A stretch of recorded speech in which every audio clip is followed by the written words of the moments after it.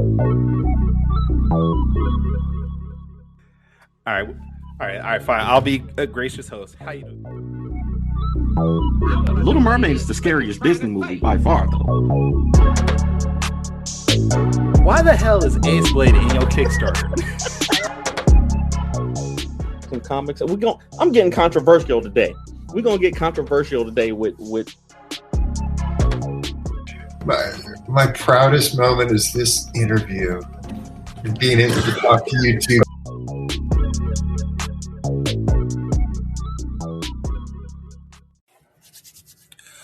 All right, let's get into this. Ladies and gentlemen, boys and girls, children of all ages, Taurus Comics, in collaboration with Fourth Wall Production, proudly brings to you the Four Tales podcast. I'm your host, Kyrun Silva from Taurus Comics. Across the way is Perpupa, playwright of Ace Blade, Danny J. Quick. And together we are your two award-winning blurred comic creators here to help you find your next favorite comic. We are live on Facebook, Twitter, Twitch, YouTube, and a host of other programs. So if you're listening or watching us live, thank you for support. Don't forget to like, subscribe, share, and review this podcast because all your positive reviews and interactions help us reach a bigger audience. I'm out of breath, and I have no idea why. Whatever. Oh, wow. Specs is true. Danny, if anybody watches our video, you can tell Danny has good Wi-Fi today. Hey, we'll see. We'll see how long it lasts. The show started, and I'll tell you what I know. I'll tell you what I think it is. Okay. So my wife just finished up with a client, so she went to go get breakfast. I know me and my wife, we share the Wi-Fi between our two businesses. So she just went to go get some breakfast. So she's not there for the next 30 minutes or so. So her TV's not on. She's not running anything over there right now. So that might be what it is. So you've heard it first. Danny is blaming his wife on everything. That's what I do. Have we just met? Like, I always blame the wife and the kids for everything. Like, whatever is going wrong in the world is their fault. Well, yes. That's what we all do as adults. We blame somebody else for what our issues are. I need on this show next Facebook user. I have no idea who you are, unfortunately. So put your name in the comments so we can tell who's saying that. But we'd love to have you on. We're going to start I'm going to have to start reaching out to people for August and September because a couple of the people that I have scheduled for those times, I've already backed out for other reasons. Kevin Chapman, you're right. Kevin, you do need to be on the show, and we're going to get you on. After today, I'm going to talk to you today and get you on because you've asked a lot about being on the show. A very scary amount, actually, but you've asked a lot, and we will get you on the show one way or the other. Evan, hey, I'm blaming Kyrun because it's Kyrun's job to schedule folks. It's literally just my job to come on here and talk. So it is 100% my fault that he's not on the show, and he to his credit, he's reached out on Facebook. I want to say Instagram. He's been on the show talking about he wants to be on the show. So it's totally my fault. But I did say I was going to wait until July to start scheduling more people. So I'm going to do that. And you're going to be the next person I get scheduled. Spec says, get Vince White. Hey, Vince, if you watch the show, you're more than welcome to come on. Is Vince doing? I thought Vince wasn't doing the interviews anymore. I hadn't seen anything from him recently. I don't know. I know he's still producing books. Oh, yeah. That's good. Anyway, that's good, man. You terrible. You the worst. You the worst. It's too early for you to be side shading people, bro. You know what? That's a story for another time. Apparently, for another time, bro. All right. So today we are going to have a entrepreneur, a writer, a creator, a TV star in a way. I mean, he's been on, I think, 2 TV shows. He's been on The Breakfast Club. But the person we're talking about is Manuel Godoy from Black Sands Entertainment. But we don't know when he's going to be on. We're still waiting on him to show up. So, Manuel, if you're listening, we're ready for you. But in the meantime, Danny and I can always talk. We don't mind. We don't mind talking. We'll get on here every Saturday morning and just chit chat if we do. I never got a return invite. Just terrible. Who's that? I don't know. Facebook don't put people's names. I wish you would. See, that's why people should either watch on YouTube or and Twitch, because it always tells us who it is on YouTube and Twitch. But Facebook is just like that sometimes. I was on time when I guessed it. Javon, was that Javon? Javon Stokes. Yeah. And you're right, Specs. This I don't know if this CP time does strike again. But you know, and unfortunately for us, it's not the first time. This is always CP time. Our time of our show, but someone's too busy. It's always CP time, bro. It's always CP time with us because we are colored people, and we operate on our own time. But anyway, what's been up with you, Kyrun? I heard you got some good news. I saw you started revealing that Saw art. Yes. You don't want to just go ahead and reveal the whole thing here on the show since we got a captive audience? I mean, okay, if you want, I'll do it. I gotta figure out how I do this again. Oh wait, damn it!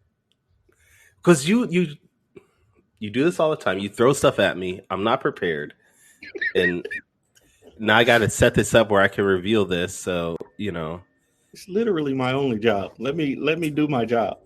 At least right. I'm consistent with this. But no, yeah, I'm really excited for this. This creator, I've followed her for a while. I loved her work, and I was excited when she agreed to do this. Hold on. So, all right. So, if you are watching the stream, thank you. You're going to see the first cover. It's a variant cover to Saw the Lightning Wielder issue 4, and it's done by the amazing created Wendy Gale. Oh my God. And look at that. That's beautiful. It's Saw with the Protector, Marcus Roberts Protector. Wow. And I'm excited for this. It's just so beautiful. It is. My God. When she first showed it to me, I was like, that is everything I wanted in a comic book cover. And I just, Look at the lightning bolt. Oh my God. I instantly knew who it was. It was instantly recognizable. You check out the hair, though. I mean, the hair flowing in the wind, you can see it's so dynamic. Yeah, and I love how she threw in the Protector because, I mean, the Protector is so well known. But she was like, he's not as well known as Saw. I'm going to put him up in this. So Thank you, Wendy. This is amazing. Terrible.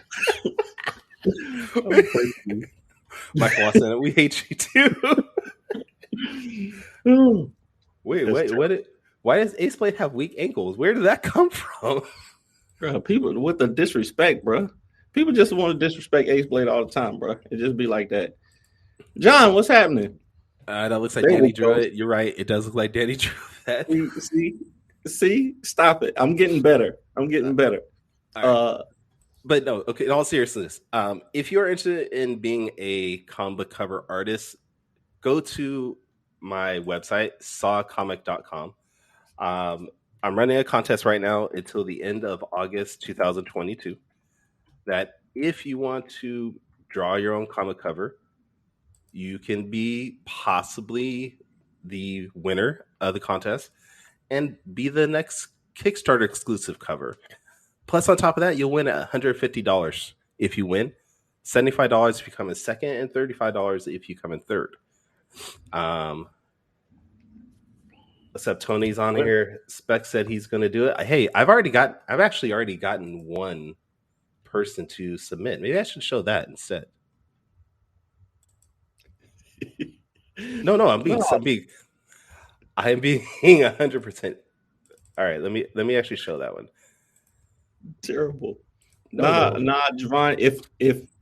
If Kyrun gets his cover before I get mine, we're gonna have a problem. We're gonna have a problem, buddy. I just want to let you know. All right. So this was actually submitted to me yesterday by an artist. Wow. He actually saw the TikTok that I posted. I think actually originally you reposted mine, and then he saw it, and he busted this out in I think maybe 3-4 hours after I posted the TikTok. Wow, really? Yeah. It's done by George Reeder, Reeder. He is on TikTok, and let me get his information here. TikTok is George Reader 3. He's on Instagram at RevGR33 and Facebook Rev.Reader. And I was like, this is amazing for a 3-4 hour image. I mean, it's nice. I like it. It's good cover too. Like it's powerful. She got the protector pose on. I like it. Yeah. So you said what's his TikTok? God, even make me go back and look at this now. Damn it! You're supposed to George Reader. George Reader 3. So GORGEREEDER number 3. Oh yeah, we're following each other already. Yeah.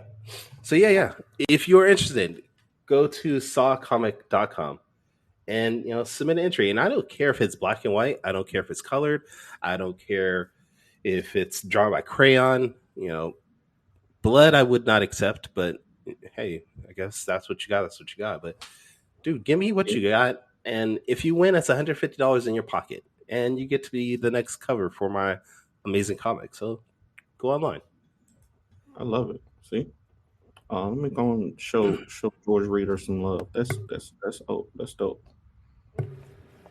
All right, let's see. Kevin Chapman said he would do an Ace Blade cover, but Danny owe him $13 for some Chico sticks. I sent you that $13. Stop it. I need to know the backstory on Chico sticks though, and $13. Wait, don't just drop that in the comments and not tell me what's happening on this. I don't owe Kevin anything for anything. we square. Me and Kevin are square, bro. All right, Javon said you got to jump through hoops for Kyrun. That's true. I'm a big deal around here. You got to jump through hoops for me. Well, you only got like 2 weeks left, so we'll see. No, you got this to end of August, not July. You got to in August. That's what I'm saying. I want to give people enough time that they don't have to feel like you be able to draw somebody in. I might be able to put my hat in the ring. Hey, let's see. All right. So Facebook user says, what is next for Ace Blade? Because we always got to talk about Ace Blade, apparently. I mean, so what other point is there for me to be on this show? No, I'm lettering Ace Blade number 6 right now. About time. And the book is not due to be out until December, so we're actually ahead of schedule for Ace Blade number 6 getting out. And I think we're actually going to be able to drop that one early. I'm thinking about doing. I don't know if I told y'all, but I got the covers, the Kyrun Silva edition. That's special beautiful. variant cover. Kyrun did the art for this, and I colored it. Now, you also have to talk about what that represents. I mean, if people know the original cover, you got to talk about that. You got to show us that too. I don't have any here. All right, I don't have any of my own cover, but it's a flip. It's a flip of the Ace Blade number 1 cover where Ace Blade is without the costume. He's in the Last Dragon pose, and I don't even listen to but he's in the reverse Last Dragon pose from Barry Gordy's The Last Dragon, the movie cover. If y'all didn't know that, that's where it came from. The pose came from, and it's just a battle damaged version of that. So I like the idea that Kyrun did, and he was nice enough to send me over. He actually did 2 covers, but this is the one that I colored. I'm thinking about coloring the other, but we'll see. And I was really surprised you picked that cover because I actually like the other cover more. The other cover, Danny. The other, no, not even. I don't think you could be sued for that. That's just it's an homage type of thing, right? You can't be sued for something like that. No. Blank Man and Ace Blade are actually good friends. That was another. Could we use that? We could see that. We could probably get sued for. Yeah. The Blank Man, Ace Blade, and Blank Man. The Wayans would come after you real quick for that. Yeah, I think so. What is a Ponderosa? Because I know what a Ponderosa is in California, but is that something else over there? From Bonanza. It's like okay. Yeah. The Ponderosa. Well, he said in the back alley behind Ponderosa. I thought that was like a club. So it might be. This is true. You can't be sued for anything. Question is if you win. You're right. Yeah, that's very true. Man, I mean, at this point, should we just call that he's not coming on or what? I guess, man. Let me see if he responded. Javon is just throwing. Wow. Javon woke up salty today. What's up? Javon just want to start beef. Like, that's okay. Because he knows the truth.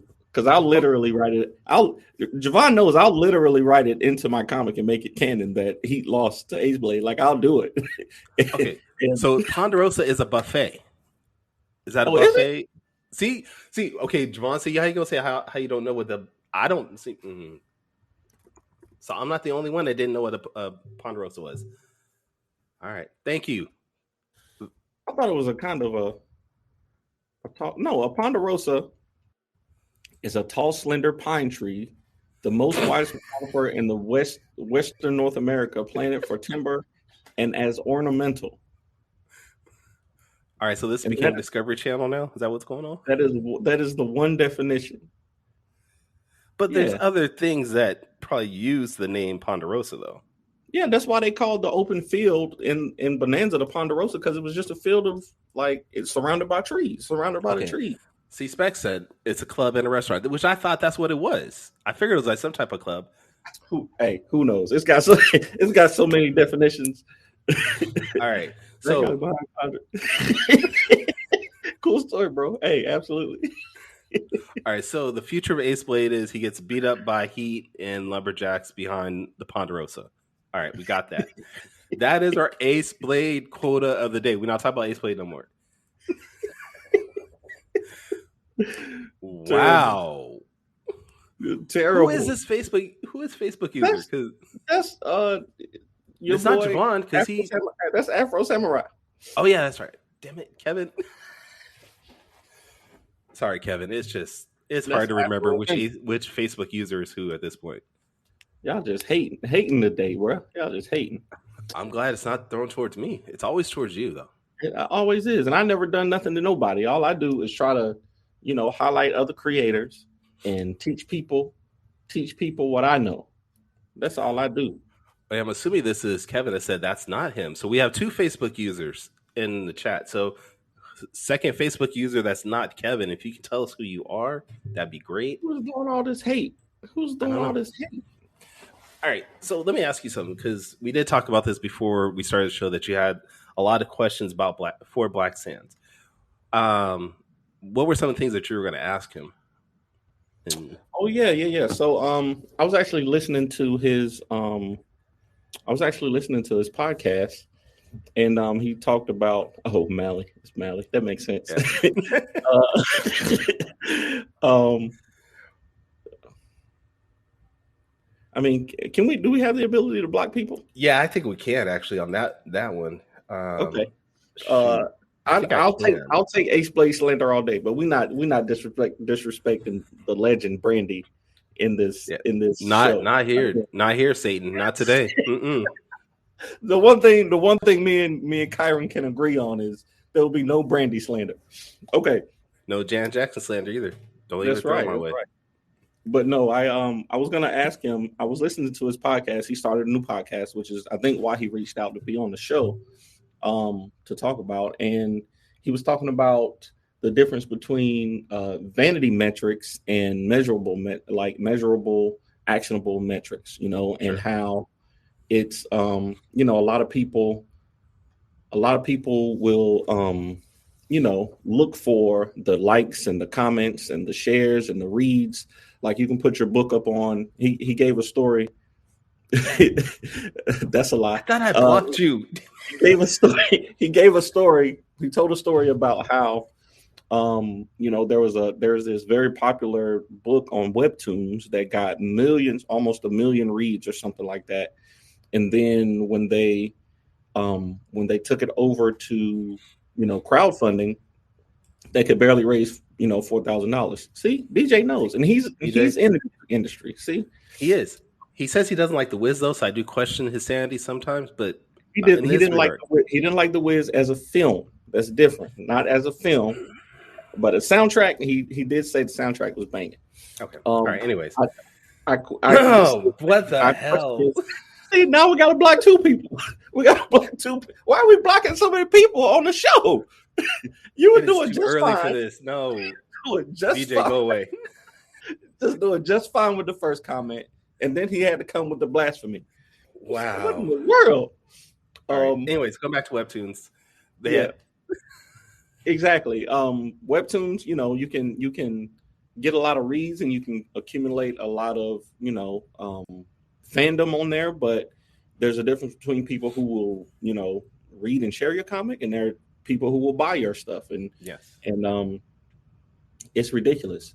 I think the campaign, they were asking for something like $30,000 to be able to, get an animation done or an animated intro or pilot or something like that. Mm-hmm. And they couldn't, convert the amount of people that were on their Webtoons to crowdfunding because it's a free platform.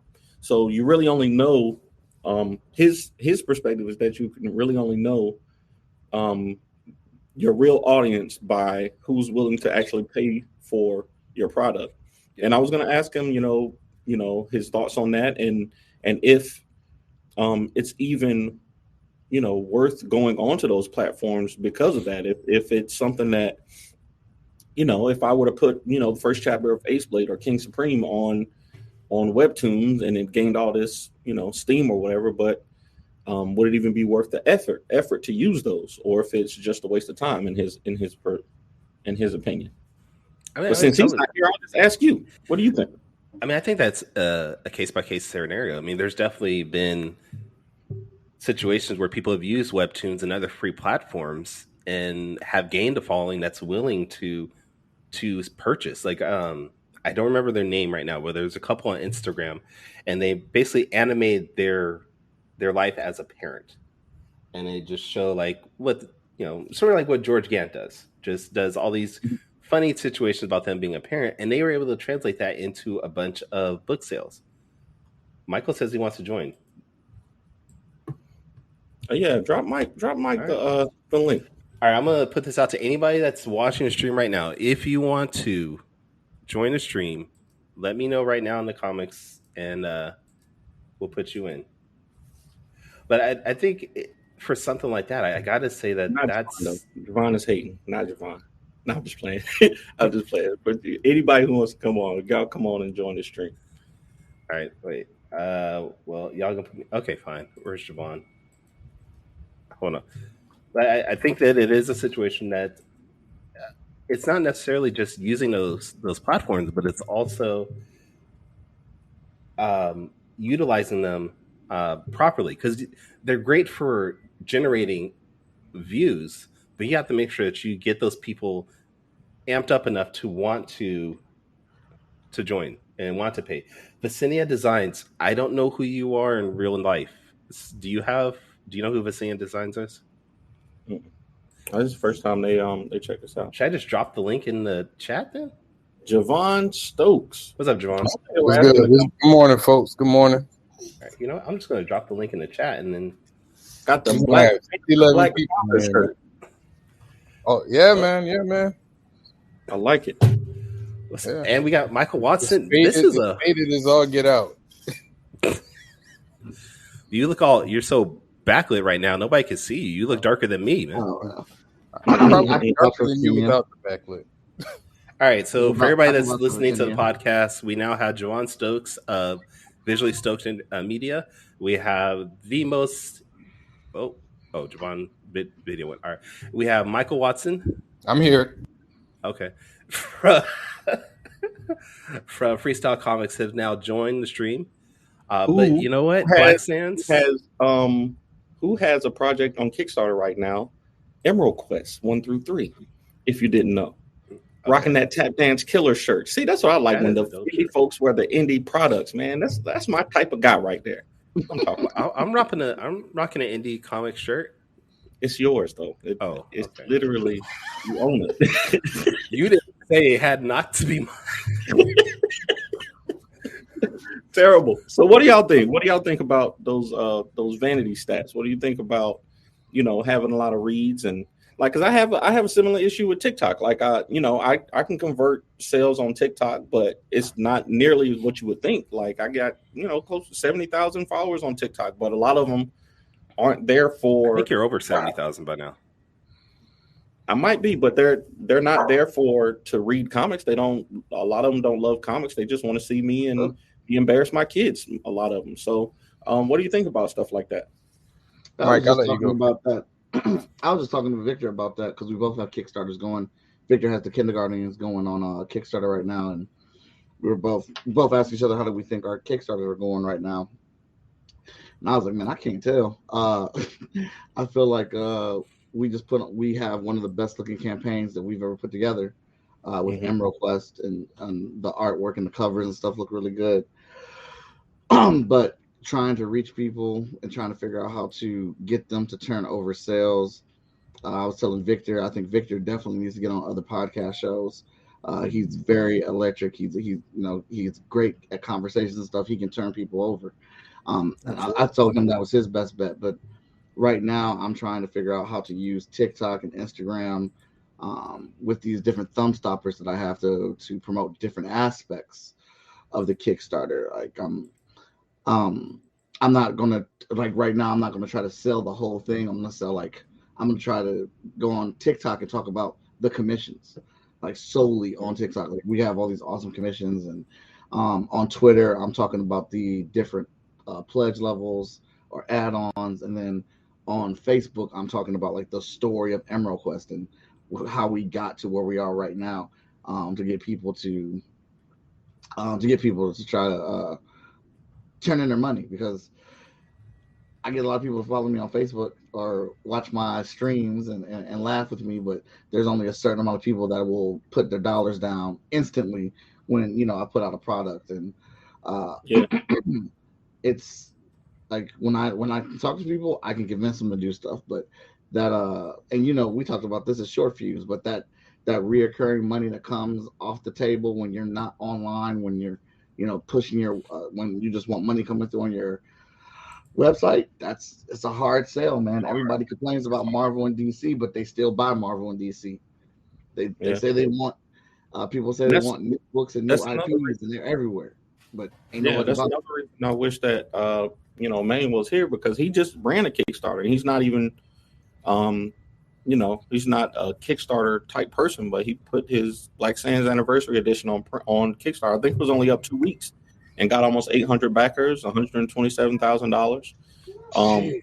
So he absolutely would be a wealth of knowledge for converting your target audience into sales. So I'm still hoping that he comes through, but he definitely has, and his podcast is kind of gearing in that direction. His podcast is what he wants to spread that information through. So I would suggest checking it out. I've listened to a couple of episodes already. I mean, for me, I would say that I can also vouch for Senia. She is dope. She has a really dope comic book about 9 or 10 issues in. I just want to say that real quick. I think for me, I think it's always interesting when you see the disparity between the people that support you social media wise and people that support you like dollar wise. It's almost something that you can't control and you can't explain and you can't understand. The most you could do is kind of use the tools, and I look at it as percentage, right? Actually, not even percentage. It's like if I do a podcast interview, a lot of people might watch the podcast, but like if I only get like 1 or 2 backers, that's good. Like I'm happy, like I got something, and like that to me, that's kind of the best thing I can take from it, because it is always, I always look at like my product, like why does my product, and I only do this in my head, but I go, okay, what am I doing that I'm not selling like person X, right? Yeah. And a lot of times there's really no difference in the quality of the product, but sometimes you just catch lightning in a bottle, you know what I mean? So I think for me, it's like I try not to even look at like, well, the numbers, and I just go, okay, well, I know I need to be on Instagram because I can get 5 people here, or just using random numbers, or I know I need to do podcasts because I can get X amount of people this way. Like, so I just use the platforms, and then my focus after that is, okay, I got these people. Let me make sure I bring these people with me to the next Kickstarter. And then I go through the whole process again, hoping that I get 5 more people here and 10 more people here and such and such. So, I mean, I would have loved to hear the conversation, but that's how I look at it. I mean, there's always going to be a huge disparity between, the likes and the dollars. Mm-hmm. I do want to address a couple of comments real quick. Yes, Black Sands was on Shark Tank. He actually got a deal with Kevin Hart and Mark Cuban for $500,000 for 30% of the company. He also was on Breakfast Club, and he's done a bunch of other media outlets. So yes, he probably does get that boost from that. But I do want to ask you guys this as a group now, because this has been huge, and this came up in our comments. Not the Sure Few stuff, but what do you guys think of Ripperverse and Eric July? Because if you're not familiar with Ripperverse, he didn't go through Kickstarter or any crowdfunding source. He's crowdfunding through his own website. Highly controversial guy, but I think he has almost $2 million of sales in a week. I think it's close to 2 million now. What do you guys think of? Maybe not necessarily Eric July. Quotes. Yes, they were air quotes. Only because, and I'll say this because I thought about this, because he's going through his own website. It is hard to verify how much of those are actual sales. Kickstarter is a little bit easier to verify how many people are actually backing you and things like that. But because he is going through his website, which somebody brought up, we don't know for sure how much of this is actual sales. I think he had $1 million within the first 48 hours. And I understand he's known on YouTube. He has a show on The Blaze. So he's a highly well-known person in that realm. But we're talking about Wesley Snipes recently did a Kickstarter. Keanu Reeves did a Kickstarter.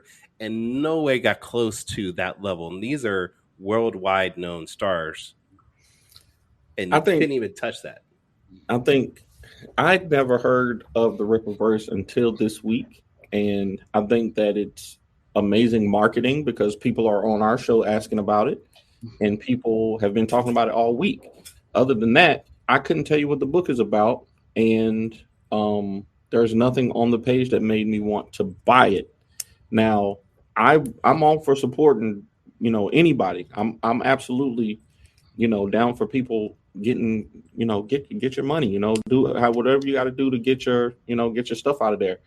But like I said, I just never heard of it. It's not somebody that I had any affiliations with or was any groups that I literally never heard of it until this week. So, and I'm just not in a position to be able to support financially right now. So, I mean, normally I would, if I had the money and I saw, Black man doing comics, I'm gonna buy it.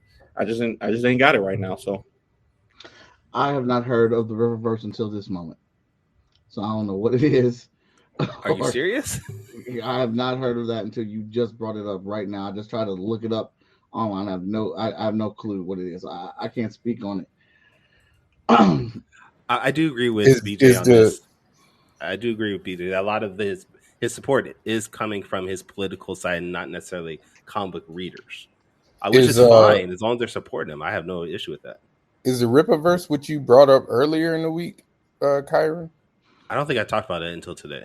Okay, then I don't know what you're talking about. If somebody, so I know for other projects I've done pre-orders on my website, and they don't do the numbers that I do on Kickstarter, which is kind of weird. It's funny, but I mean, I guess there's a validity to Kickstarter that people they're comfortable in, as opposed to through a website, which I guess I get it.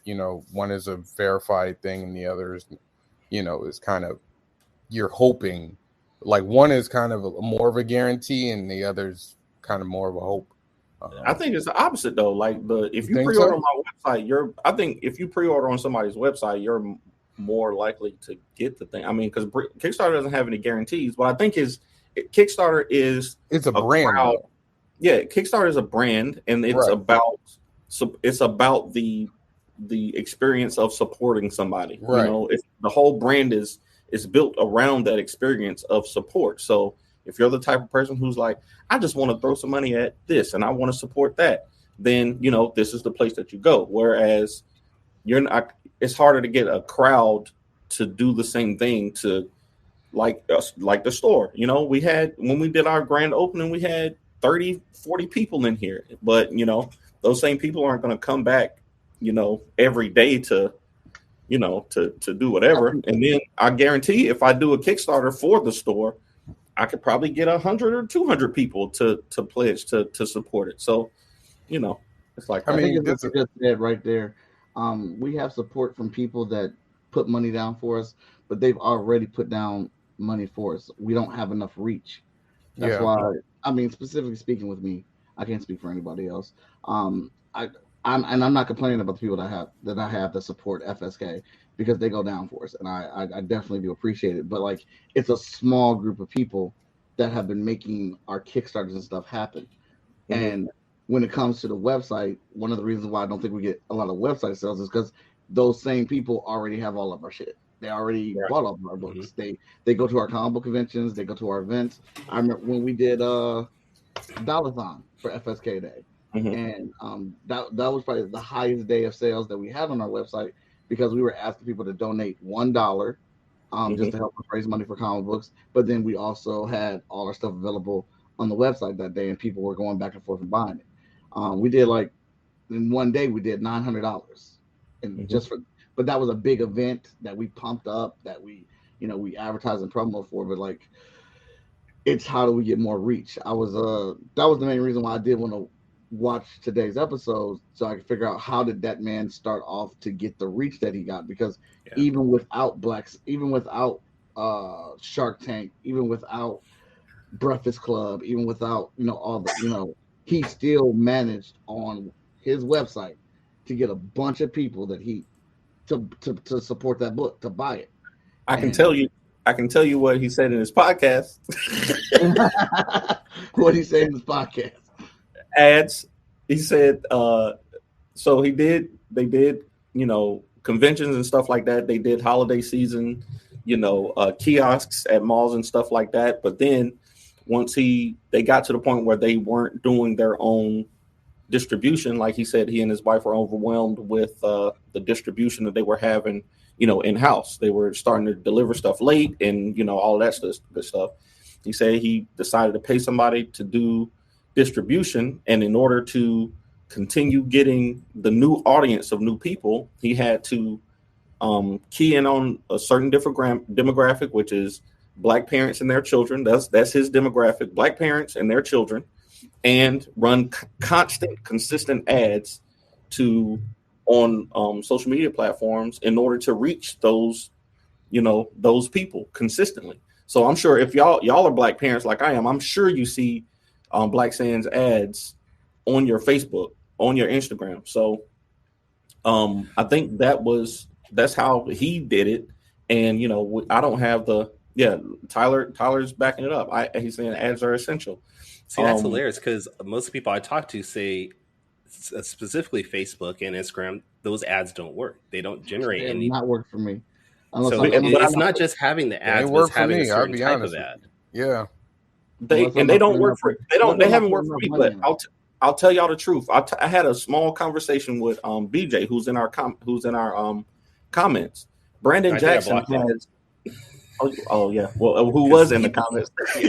He kind of explained ads to me in a way that I never thought about a couple of months ago. And next time I do ads, I truly believe that they'll work. But I've thrown $100, $200 at ads before and never got any feedback. But the plan that BJ came up with, I think, makes a lot more sense because of the way that the algorithms are and the way that computers learn the audiences as they go. So I don't know. Next time I try it out, if it works out, I'll let y'all know.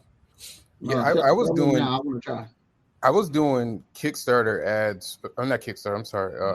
I was doing ads for Heat.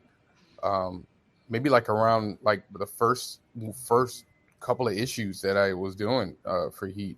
I was doing ads and I was putting money into it like on a weekly basis. Like I was putting money. I don't think anybody. I'd be shocked if any of the people who saw the commercials or whatever, the ads, are still reading today. Like, for me, my readership has always been strongest from comic book conventions.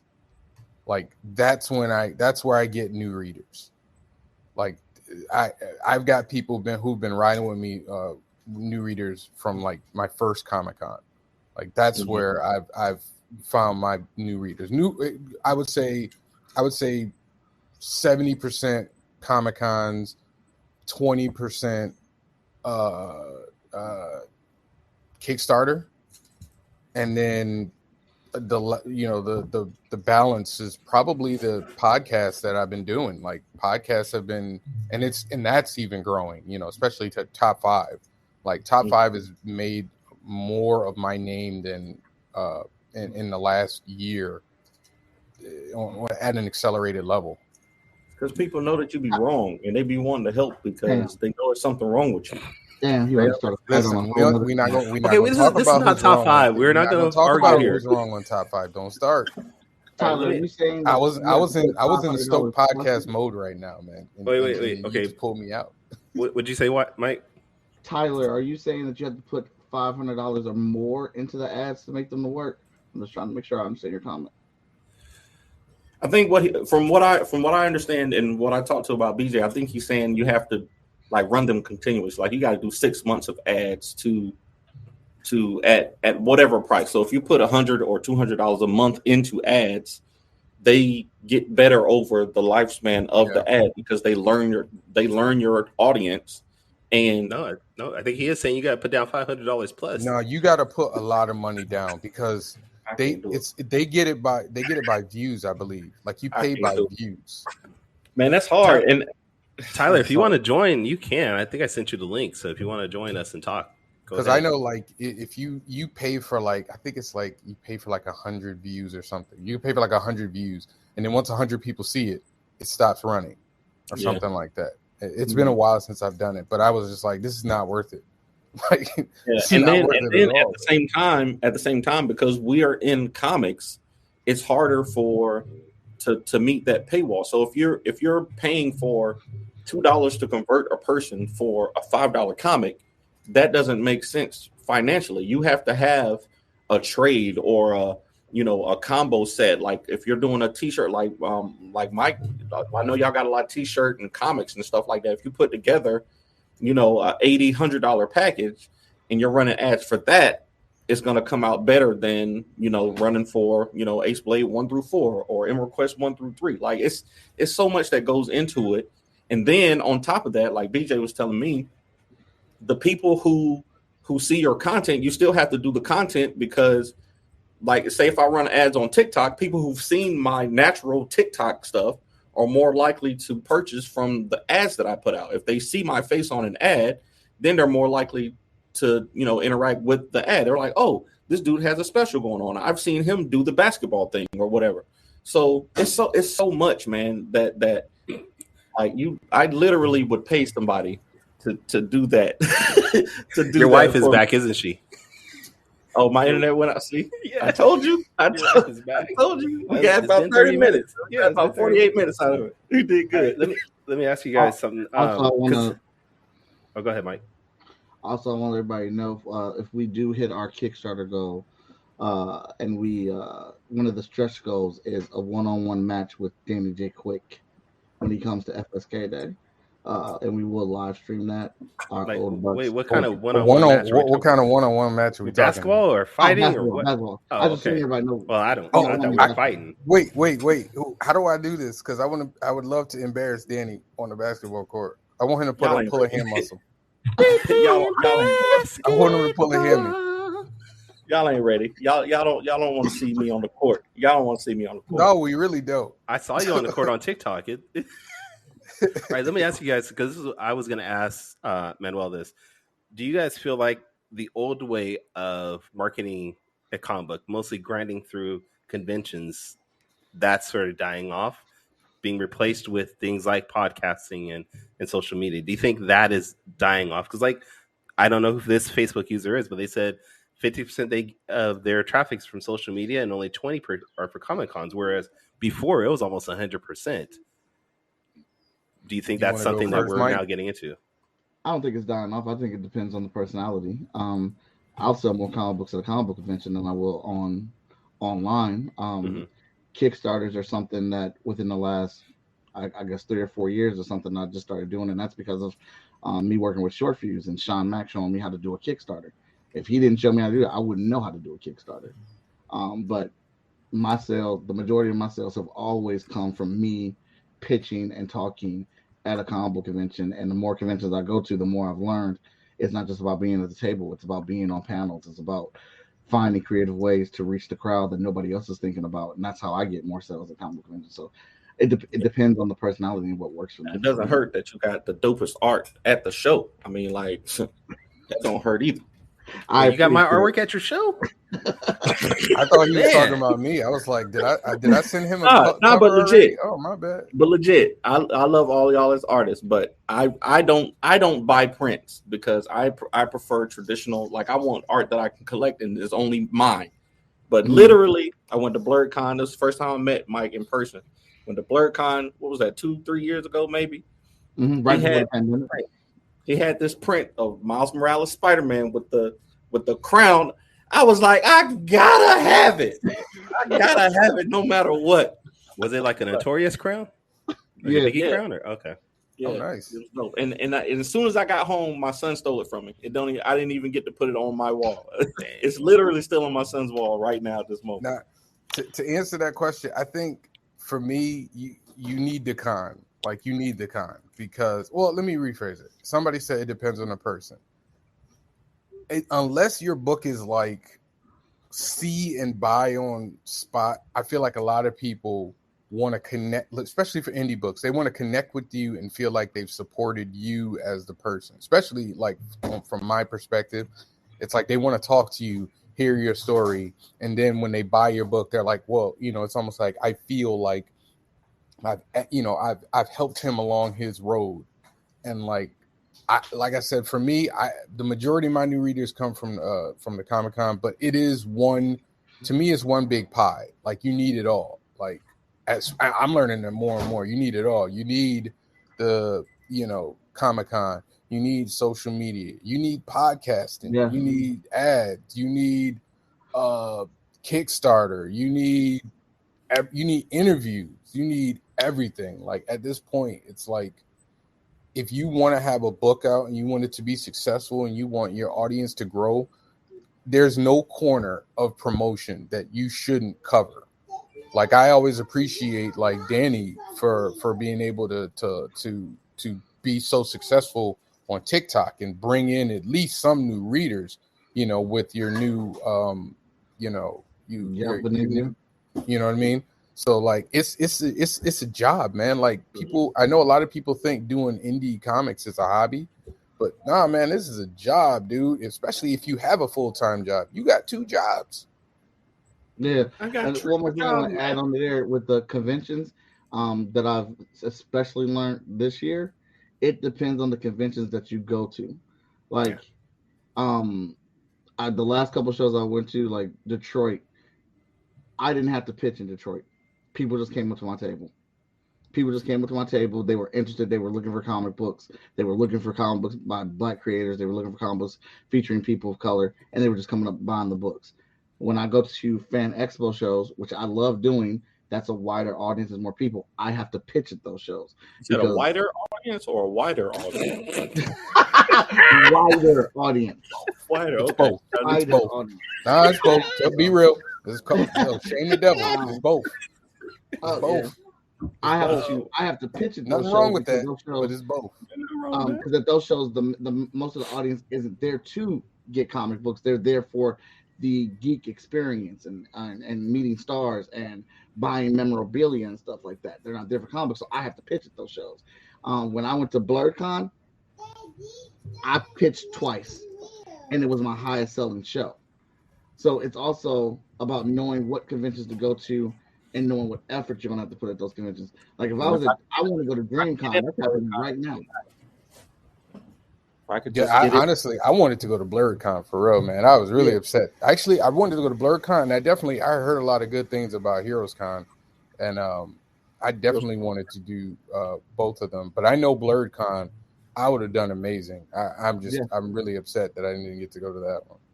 AwesomeCon, I have never been to AwesomeCon. On the East Coast, y'all are killing me.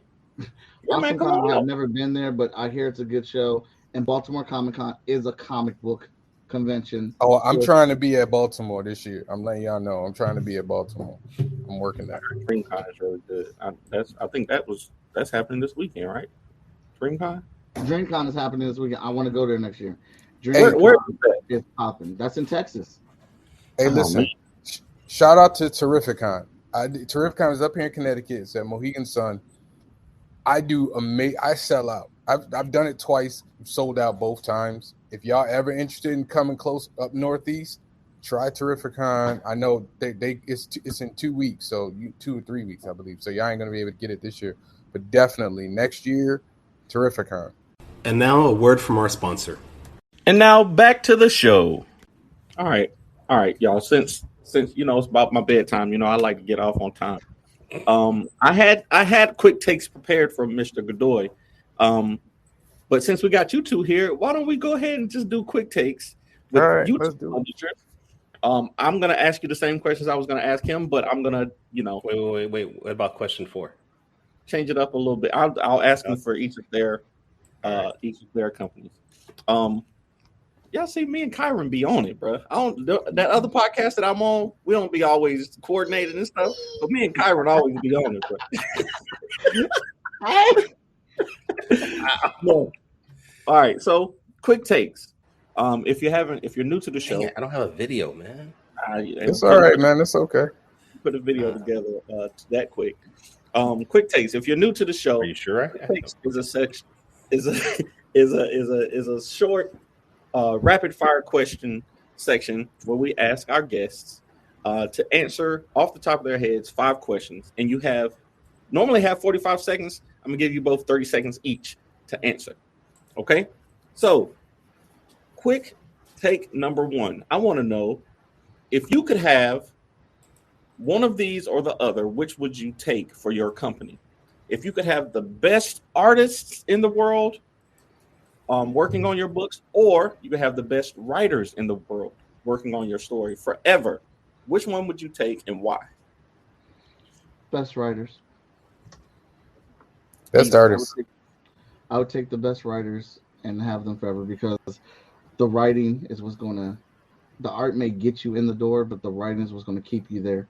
I have read stories with art that I normally don't pick up because the story is amazing, because the characters, the way they develop the characters, the story, all that stuff keeps me there.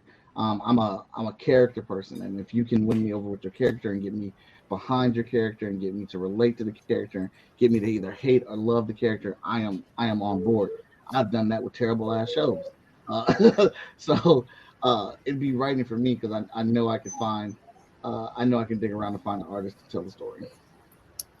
I would say the best artist, because comics is a visual medium, and you're gonna get more eyes on you if you have the best art. Like I can, like you said, you could find artists. I could find writers. Like I know writers. Like I can get me writers. But finding the best artists, because in my mind, if they're the best, they have the best visual style. Plus, they're timely and they're responsible. So, if I can have that, dude, I'll write every book. I'll stop drawing. But you know what I'm saying? Like that's how I look at it. Can I answer Venezia's question before we go on? Go ahead. I'm cheating, Benizia. I go to shows with other people. I try to travel with my brothers, Victor and Ren and Danny, as much as possible, and we will caravan through. This year, Tessa, Dakota, and Adam have been going to shows with me, and we've taken 1 or 2 cars to get things down there. We've taken turns driving. When you have somebody take turns driving, it makes the longer shows easier to get to or whatnot. I'm going to start flying to a couple shows, and I'm just gonna have to sacrifice how much stuff I can take with me and treat that show as more of a promotional event and take that chance to expand my name and try to increase my audience more so than sales. So you have to when traveling, you have to kind of assign what's going to be my goals at this type of show compared to the distance. I drive. I don't go to any. I got you. I try to drive. Any con I go to is usually in driving distance from me, and it's usually me by myself. So I'm driving. So and now every now and again, like I did Dragon Con, and I flew to Dragon Con, and what I did for Dragon Con is I flew there, and then I ordered books, and I had those books shipped to my cousin who lives Jamari. You guys know Jamari. Jamari. I had him shipped to his house. And Dragon I just Con picked them up is in Atlanta, right? That's in Atlanta, yeah. So I just picked the books up from there. I know sold Atlanta show. X amount of amount, and then whatever I had left over, I just shipped back to Connecticut. But 9 times out of 10, I'm driving wherever I'm going. But go ahead, Dean. I'm sorry. That was a good question. All right. So question number 2. Which is the better way to support you and your characters? Fan art or cosplay? Cosplay. Cosplay gets more. For me, cosplay gets a ton of attention. It's once that cosplay is made, that person can go to different shows or whatnot. When we were at, what was the show I was at?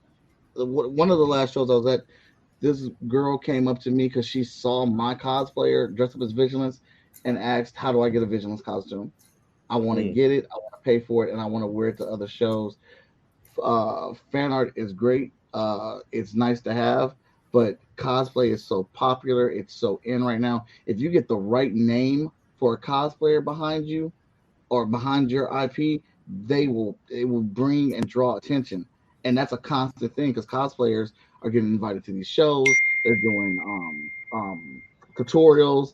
They're online. They're doing Patreons and everything. I think they have an amazing reach right now. Dragon Con, from what I hear, because my friend Marcy goes there, she's a big cosplayer, is mainly, a big cosplay convention. It is. While I do have cosplayers dress up as our characters, it instantly helps the sales of our stuff, and especially when they get in competitions, they can just walk up there. I don't need you to win. I had Vigilance in cosplay contests all the time. I don't need her to win. She walks up on stage and they're like, "Well, who are you?" I'm like, "I'm Vigilance from Freestyle Comics. Table 220. Come get your book."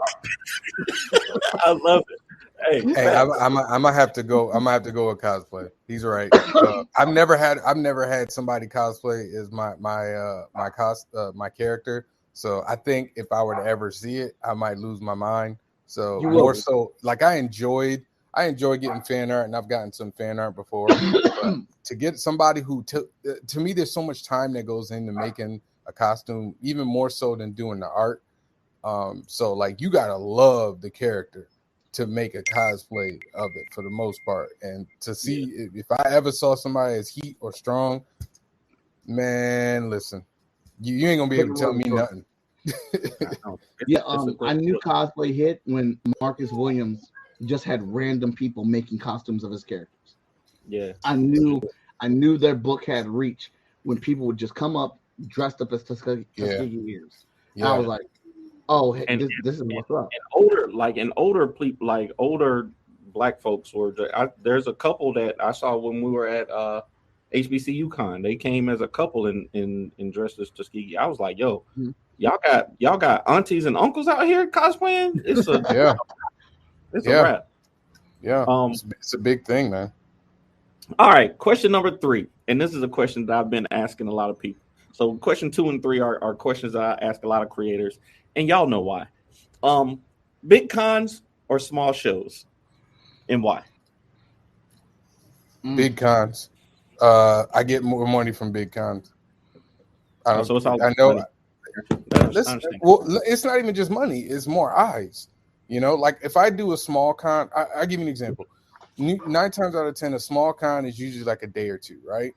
and you're getting a fraction of the amount of people who go to big cons. So yeah, you get a chance to sit and talk with people, and you can get them to be fans of yours, and you get more one-on-one time.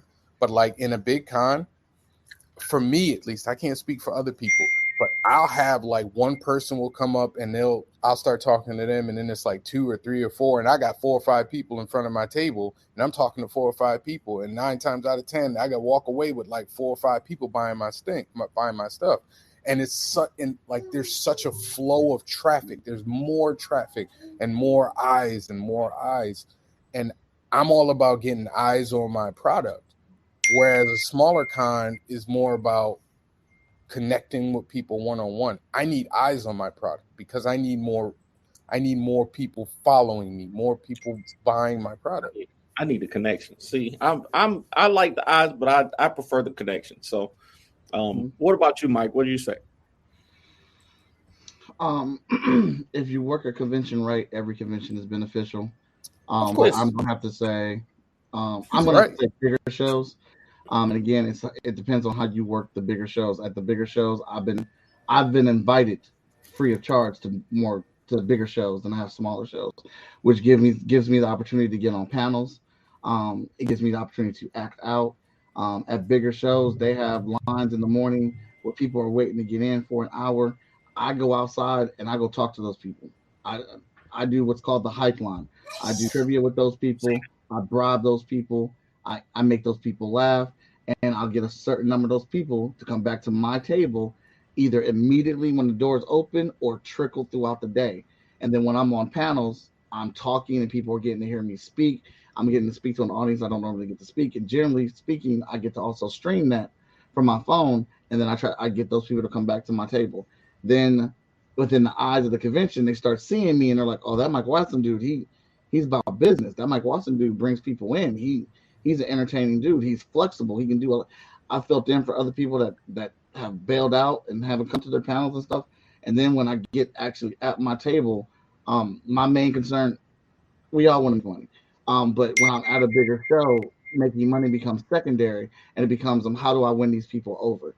When I get people at my table and they're interested in listening, I'm not really talking to those people. I'm talking to the people that are walking past the aisle. I'm talking to the people that are looking down here now, like, why does he have so many people at his table? Yep. I remember one time, actually, I'll never forget it. Victor and I got Chipotle to donate 100 burritos to us. And my wife now, girlfriend back then, brought the burritos to us, and me and Victor ran up to the front with her, and we pretended like we were secret agents, walking the burritos down and clearing the path for her. And then I stood on top of the table and I yelled, who wants a free burrito? And the entire convention floor came to our table. People were pissed. I didn't care because all those people were at my table at that moment, and they were all like, I want a burrito. I want a burrito. I was like, that's great, but you got to buy a Hot Shot book first. There you got to listen to me talk about it right now. And they were like, I had over 100 people at my table listen to me talk about my book. Other people were seeing this. The convention took pictures of it. People remembered us at that moment. And it's things like that that's helped carry our name through the convention. It's crazy. I've known you a long time now, I think, social media wise, and this is the first time I've heard this burrito story. Like, this is the first time I've heard you talk about this shit. Like, I knew there was a connection with the burritos because Hot Shot, Michael Watson loved the burrito and the Chipotle, but I didn't know about that story. I love that. That's dope. All right, let me get through these last 2 questions and we can shut it out. You two only get to keep one ISP or one IP from your companies, Visually Stoked Media and Freestyle Comics. You get to keep one IP. All the rest of them get deleted from history. Which one do you keep? I mean, that's easy. Heat. I prefer Strong, but whatever. You need to say that online. You need to say that online. I prefer Strong with this, whatever. That's tough because I know what Danny Cooper would say. Come on, it's got to be vigilance. You got to be vigilant. That's exactly what Danny Cooper would say. Gotta be vigilance. Hot Shot is cool, but vigilance is iconic though. I'm gonna keep it a buck. Vigilance has got some potential there for for some big, huge. I think Vigilance is top notch, bro. I love Hot Shot. I feel y'all, but my bias is blinding. I've got to roll with Hot Shot. I put too many hours in Hot Shot. I'm working on issue 13 right now. Yeah. I feel you. That's beautiful, man. I've been telling people on TikTok my goal is to have one more Ace Blade comic than Hot Shot comics. So however, if you get to 100, I'm 101 for me. Whatever you get, I'll get one more. That's my goal. All right. Last but not least, what are, as you both know, we have another Top 5 Live, and terrible. I want to know. I was going to ask Manuel Godoy what were his top 5 Black-owned comic IPs. Okay, so Black-owned comic IPs. This can be Marvel, DC, Indie, whatever. But it has to be owned by a Black person. So that means how can it be Marvel then if it's owned? I was going to say that you got that pretty much kicked. I apologize. Black created IP, so it had to have been created by a Black person. So no, there's nobody that's not created by a Black person in there. So Milestone is open. Certain ones from Marvel and DC are open. But give me your top 5 Black-owned IPs off the top of your head. You want to go? Go ahead, Mike. Can I even think of something? Well, here you go. With Advantages, Trouble with Love. Okay. Absolutely love that book. Crescent City Monsters. Yeah. Is incredible.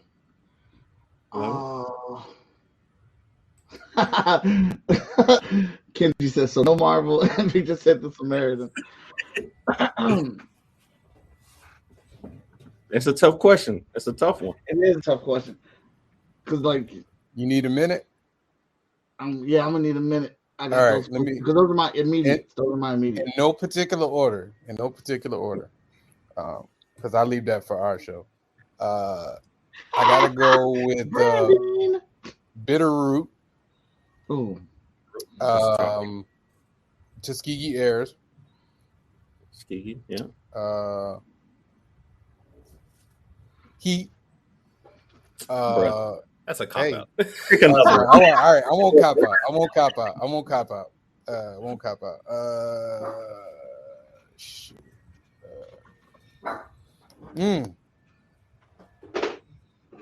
Y'all stuck, bro. Y'all stuck. I stuck with this. I got it in my head. I just can't get it. Philadelphia. Roddy Barnes. Yep. Philadelphia.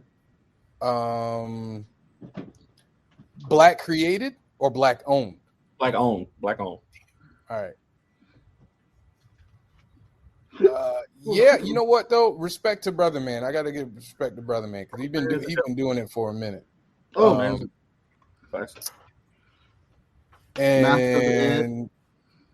And you know what? I'm gonna give. He's never gonna let me live this down, but I'm gonna give respect to Greg and to the Weird Spider. It's not as good for a top 5. I like it. I like that. Don't tell him I said that. Don't tell him. I want to blow his head up even more. I'm telling him. I like it. Did Michael Masters of the Edge? Masters of the Edge. Okay. Oh, my man said Brother Man. That's right. Afro Avenger. You got one more. See, disqualified. You put your own stuff in, you can get disqualified. Oh yeah, I can't put my own stuff in. I mean, my stuff is legendary, but you didn't ask about my stuff.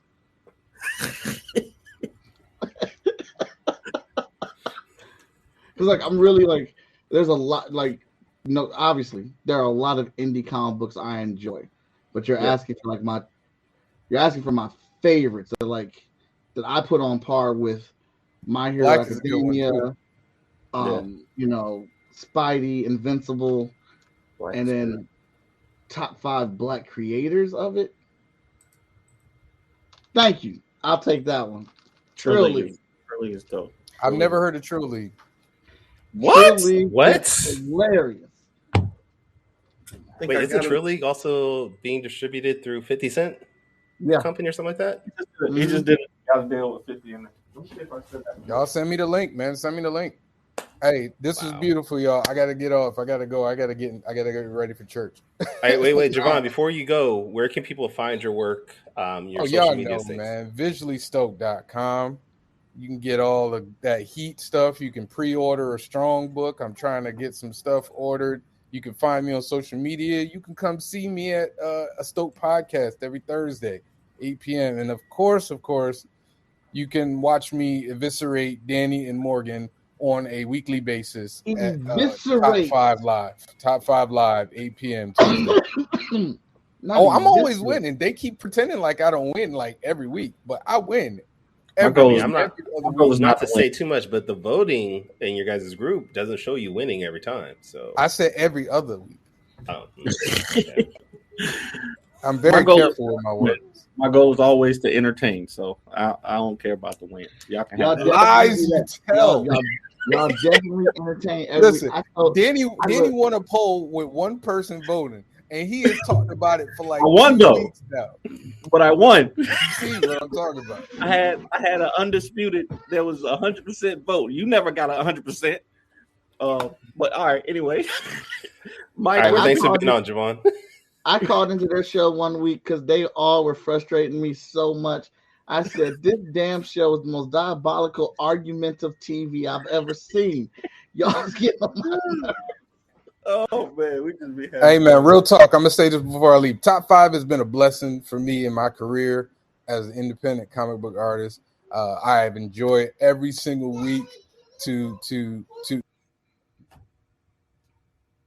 I've joined every single week with Danny and Morgan, and I've reached more people. All right, I gotta go. My son is trying to take my time. I love you. Right. Be real. All right, All right, Mike. Well, this is usually where we end the show. So I guess where can we find your work?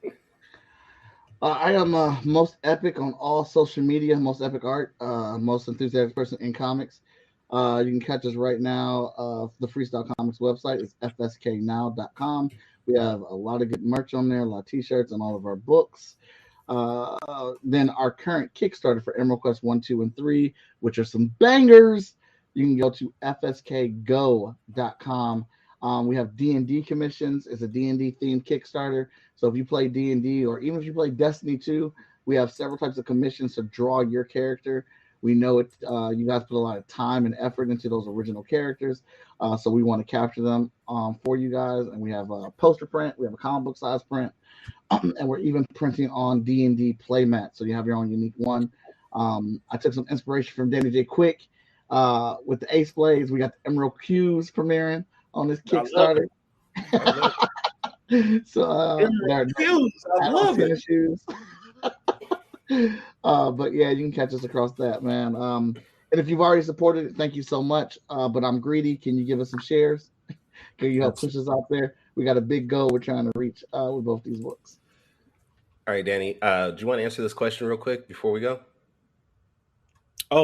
Top 5 Live is a weekly podcast that we do where we discuss, weekly events and comic books, and then we also have a weekly discussion about our top 5 greatest or best something. So every week we discuss something new, and we always have terribly different lists. So it's always fun. Yours are usually pretty bad, yeah. My lists are honest though. They might be bad, but they're honest. All right, now I'm upset because now all these other black creators are popping up in my head now. Fucking Route 3. But every time he does like a top 5, it's gonna bring some type of heat because, especially for something like that, there's so many amazing creators out there. Yeah. But question. Kyrun, where can people find you? You can find my work at tauruscomics.com. You can find me on Twitter, Facebook, Instagram, and TikTok at Taurus Comics. And if this is your first time checking out the Four Tales podcast, please go back You can go to 4talespodcast.com. That's the number 4, TALES podcast.com, and check out all our previous episodes, which we have things with, I don't even remember who we've had so far because the last 2 weeks, people bailed on us. We've had Dan Fraga, we've had Eric Larson, we've had Michael Watson a few times, we've had Javon. Lumberjack. I can't remember his name right now. Morgan Iverson. It's been one of those mornings, but definitely check us out. Check us out on Twitter, Instagram, YouTube, please. And if you haven't already, please go to sawcomic.com. That's XOBCOMIC.com. And, please try to read up and see if you want to join the contest. You can win some money, possibly.